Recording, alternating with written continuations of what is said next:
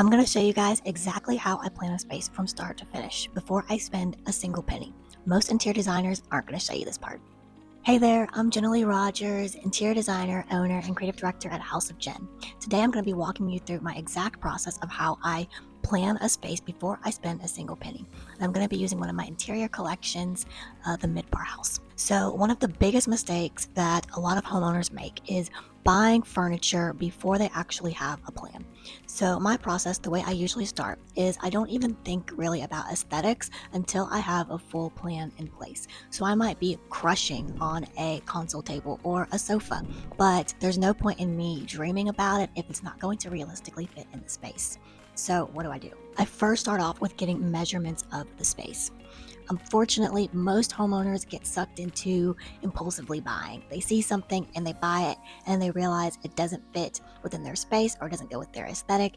And then next thing they know, they're stuck with an item that they don't really love or can work with. So as I begin my process, I start off by doing a rough sketch of the space. I measure everything from windows to doors, arches, jut outs, even furniture itself. This obviously is just a chicken scratch layout. It doesn't look good. It's not to scale. I draw it out so that I can just wrap my head around what the dimensions are and what I'm working with. Now, I'm typically a fan of using a traditional tape measure, but my best friend has become my laser measure just because it's an efficient and quick way for me to measure a space. And I always make sure to get the ceiling heights and appliances as well if it applies. In addition to this, I always make a note to at least be cognizant of where switches and outlets fall, because you don't want to make the mistake of accidentally covering these up or making them hard to access. So as I kind of chicken scratch my floor plan while I'm measuring, it's always helpful for me to kind of put it in a color-coded order.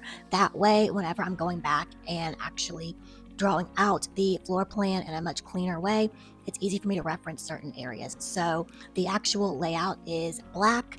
I'll usually use red for dimensions and blue for any other furnishings or appliances or for any other notes or details that I need to be aware of. It's always important to get this information before you start. That way you're not wasting time, energy, money on an idea that isn't realistically going to work. A beautiful room is still going to feel wrong if the scale is off. So after I've drawn up my plan, I draw it back up in a cleaner way in my professional software. I use AutoCAD, so this just helps me lay everything out and it helps me make sure I got everything correctly. It's always a clear and clean reference for me to follow. For something like the Mid-Bar House, which is one of our interior collections, they are based off of actual floor plans. I do end up going in and tweaking them just a little bit if I see any space planning discrepancies or issues, just to make the overall flow much more cohesive. So having a clean floor plan layout really helps you determine furniture placement, conversation areas, focal points, functionality, and circulation throughout the space. So generally, I will typically add what I call filler furniture, and this is just the average size of furniture that will fit in my space. That way I can get an idea of what is going to realistically fit in the space. So for instance, I might put a filler 90-inch sofa in my space, but in reality, I may have chosen an 85-inch sofa. This just lets me know whenever I go into source furniture and start picking out stuff that I can fit up to about a 90-inch sofa in the space. Honestly, planning the layout of your space beforehand really just helps the overall process of design, and it also helps make sourcing furniture a bit more streamlined and easier. So then if you kind of have an idea of what sizes will fit in the space, then your brain is already programmed to say, okay, I'm looking for a 90-inch sofa. Okay, I'm looking for a 8x10 rug. And then that way it just makes the entire product sourcing process a bit easier. So one way I always suggest to homeowners, if they don't have access to a major software or anything like that, is to tape out your space. So for example, let's say you're wanting to redo your living room and you want to figure out what is going to fit the best in the space. You can get some painter's tape and tape out some average sizes in that area so that you kind of have an idea of what the overall path of travel, the flow, the sizes of furniture you need, and it's going to just help make that process a bit smoother for you. Another thing you can also use is to just block out areas. So you can use books or shoes just so you have an idea of how big of furniture you need for a particular space. This really helps you map things out more in your brain so you know what's realistically going to fit within your space and how much room a certain item is going to take up. That way you aren't setting your heart on having a sectional sofa, and it turns out you can't really fit a sectional sofa in your living room. And I do this honestly for all the big anchor furniture: beds, sofas, accent chairs, even rugs. That way I have a general idea of the major pieces that are going in each room and knowing what sizes I need for each. It also helps you brainstorm how a space is going to effectively be used. For instance, if you are a big entertainer and you want a space for games and hanging out, then you might build an entertainment area.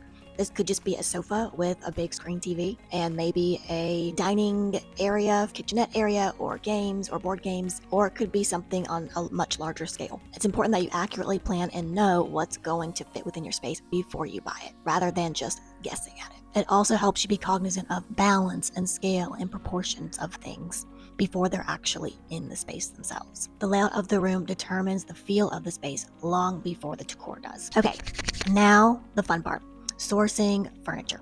So most of my designs begin with an inspiration from a single element. This could be a piece of fabric I saw, lighting, artwork, a rug, a piece of furniture, or even interior architecture itself. That item becomes the emotional anchor and the direction that I use for the rest of the design in the project. So then I usually go on Pinterest and start saving a few photos of inspirational images that align with the look that I'm trying to achieve. I don't go overboard with pins. I just save a handful of them, like maybe up to 10.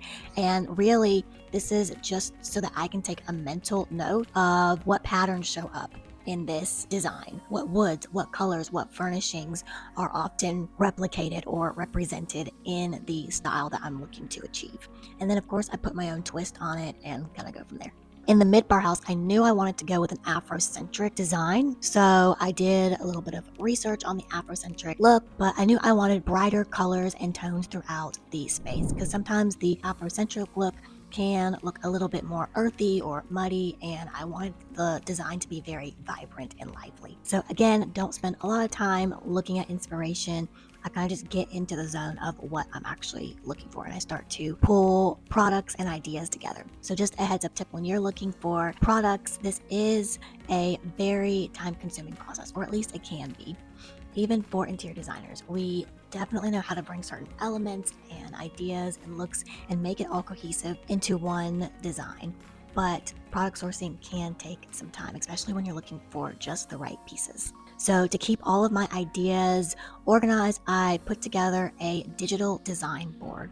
I usually use Microsoft Office, PowerPoint, but a lot of designers use Canva or other third-party digital whiteboards. For a homeowner, I would suggest probably using Canva. It's probably the most streamlined and probably easiest to use. But once I start looking and sourcing furniture online, then I start pulling them together on these design boards. And I always section them off by room. So I'll have like the living room on one page, the dining room on another page, the primary bedroom on another page, and so forth. And really, whenever I pull these products onto the boards, it really helps me see the overall vision. Then I can see how everything is talking to each other and what isn't working with the design and what feels off.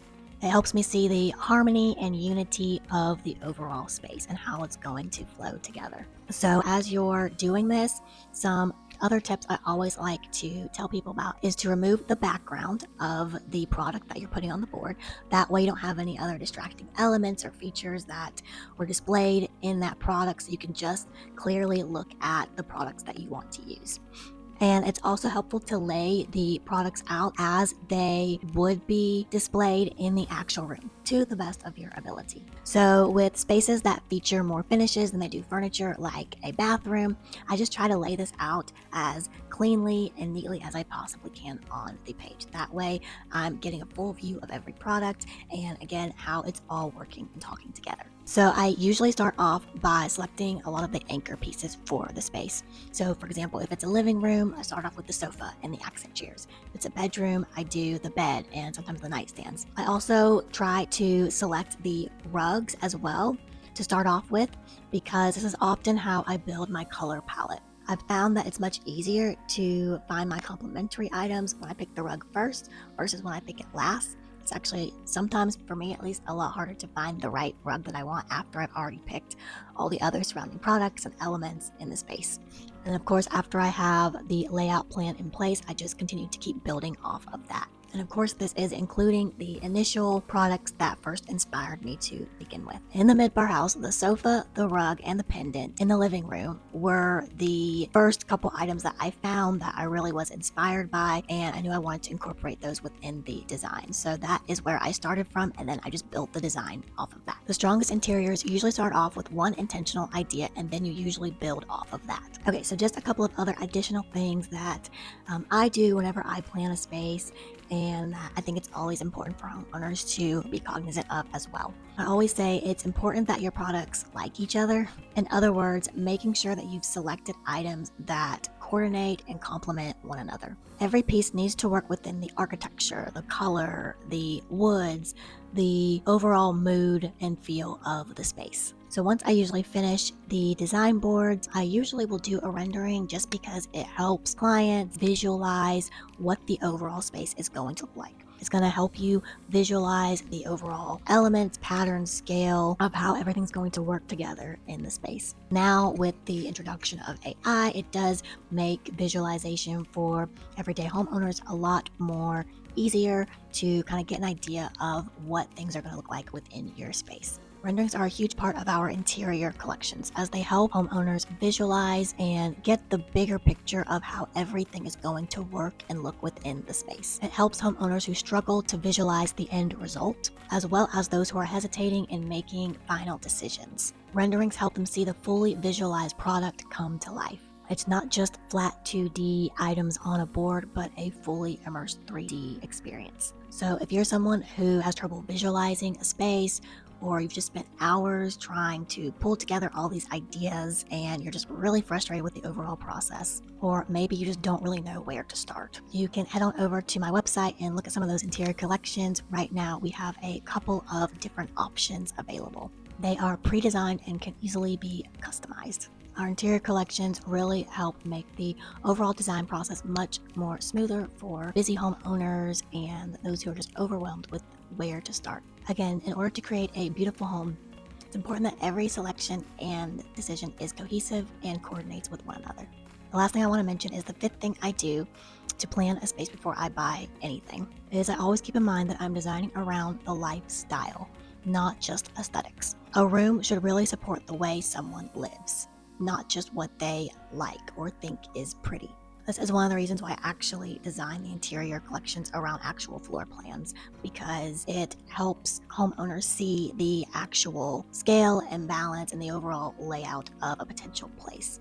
This is one of the reasons why I created the interior collections, was so that people can get an idea of how each individual piece is going to interact with one another in a real space. So as you design your personal space, keep your lifestyle in mind: entertainment, durability, pets, kids, and just your overall routines and how you function in the space on a daily basis. You don't want to design your space like a catalog, but you want it to be functional for you and those living in the space. So make sure you have clear paths of travel and that it meets the needs and the function of your personal lifestyle. A beautiful home that doesn't function properly will never feel complete. So now you guys have an idea of how I plan a space.